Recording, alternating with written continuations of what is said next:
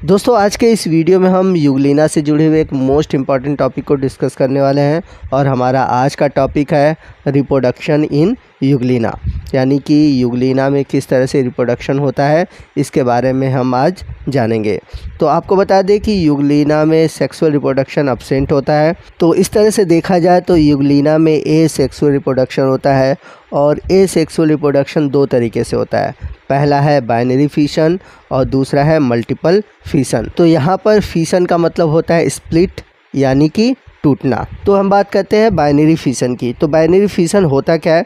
तो इसमें क्या होता है कि एक सेल जब दो सेल में डिवाइड होता है तो उसको हम बोलते हैं बाइनरी फिशन। और बाइनरी फिशन 4 टाइप का होता है।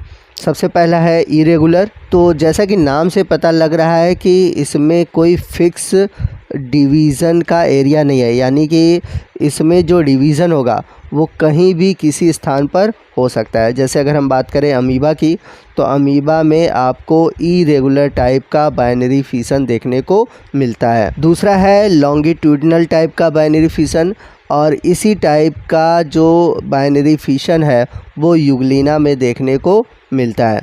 तो इसमें होता क्या है, जो सिंगल सेल होती है वो लॉन्गिट्यूडिनल डिवाइड होती है। दूसरा बाइनरी फिशन का टाइप है वो है ट्रांसवर्स। तो इस तरह का जो डिवीज़न है, यानी कि इस तरह का जो बाइनरी फिशन है, ये आपको पैरामीशियन में देखने को मिलता है और इसमें जो सिंगल सेल होता है वो ट्रांसवर्स तरीके से डिवाइड होता है। और लास्ट है ऑब्लिक्यू। तो इसमें सिंगल सेल क्या होता है, कुछ तिरछे तरीके से, यानी कि ऑब्लिक्यू टाइप में डिवाइड होकर दो नए सेल का फॉर्मेशन करता है। तो यूग्लिना में हम बात करें बाइनरी फिशन की, तो जैसा मैंने पीछे बताया है कि यूग्लिना में लॉन्गिट्यूडिनल बाइनरी फिशन होता है।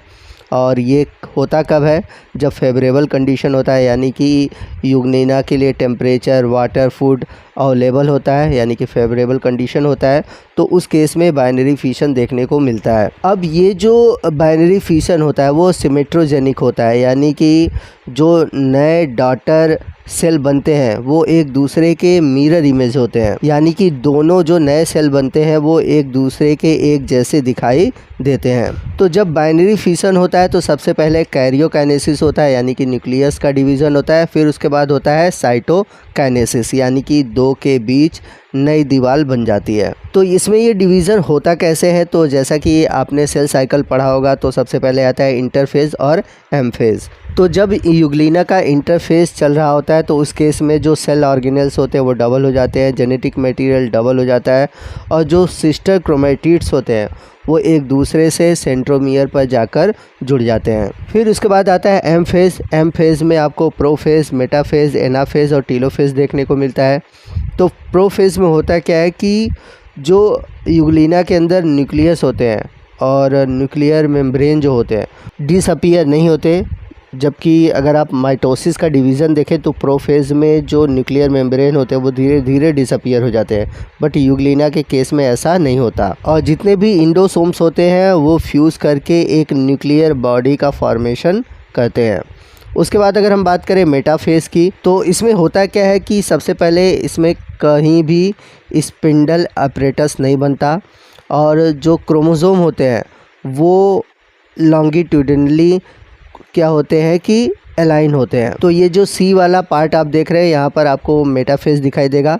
मेटाफेज़ के बाद आता है एनाफेज़। तो एनाफेज़ में होता क्या है कि जो दो सिस्टर क्रोमेटिड्स हैं वो एक दूसरे से सेपरेट हो जाते हैं और दोनों ही अपोजिट पोल की ओर मूव करना शुरू कर देते हैं। एनाफेज़ के बाद आता है टीलोफेज़। तो टीलोफेज़ में क्या होता है कि जो न्यूक्लियर मेम्ब्रेन है वो एक दूसरे से डिवाइड हो जाते हैं, जैसा कि आप ऊपर की ओर ई वाले सेक्शन में देख सकते हैं, यानी कि ई वाला जो ये फिगर है यहाँ पर आप देख सकते हैं कि न्यूक्लियर मेम्ब्रेन और न्यूक्लियस डिवाइड होकर दो नए डॉटर सेल का फॉर्मेशन करते हैं। तो यहाँ पर आप पीछे की ओर जो आपने इमेज देखा था उसका क्लियर व्यू देख सकते हैं।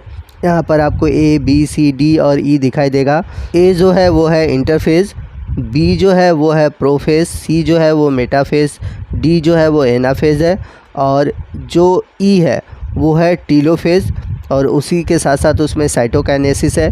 तो जैसा कि मैंने बताया था कि टीलोफेज़ में दो नए डॉटर सेल का फॉर्मेशन हो जाता है और अगर हम बात करें साइटोकाइनेसिस की, तो ये दोनों डॉटर सेल एक दूसरे से लॉन्गिट्यूडनल डिवीज़न के द्वारा अलग हो जाते हैं।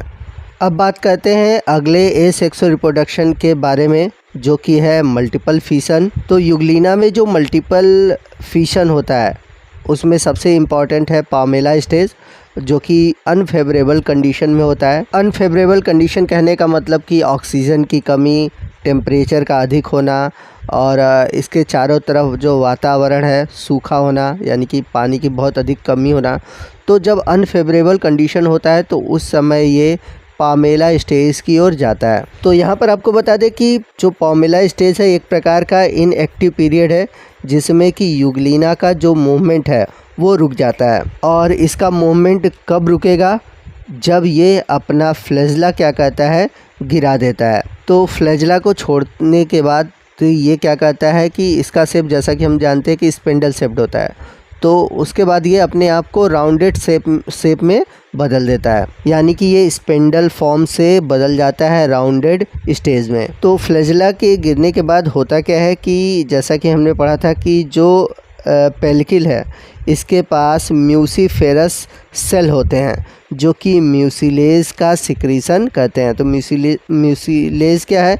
ये एक प्रकार का चिपचिपा पदार्थ होता है। तो जैसा कि आप फिगर ए में देख सकते हैं कि यूग्लिना का शेप राउंडेड हो गया है और उसके चारों तरफ म्यूसिलिजिनस कोट बना हुआ है, यानी कि एक चिपचिपा कोट बन गया हुआ है। अब इसके बाद होता क्या है कि यहाँ पर ये जो सेल है इसमें 4 से 5 लॉन्गिट्यूडनल डिवीज़न होता है और इस तरह से काफ़ी सारे यूग्लिना के डॉटर सेल बन जाते हैं। तो फिगर में आपको 4 न्यू डॉटर सेल दिखाई दे रहे हैं, लेकिन इसके पीछे भी और ढेर सारे डॉटर सेल होते हैं। तो हमने क्या बोला था कि यहाँ पर मल्टीपल फिशन होता है, यानी कि ढेर सारे सेल जो होते हैं वो बनते हैं। तो इस प्रकार से 4 से 5 बार मल्टीपल फिशन के बाद ये क्या कहते हैं, लगभग 16 to 32 सेल का फॉर्मेशन करते हैं।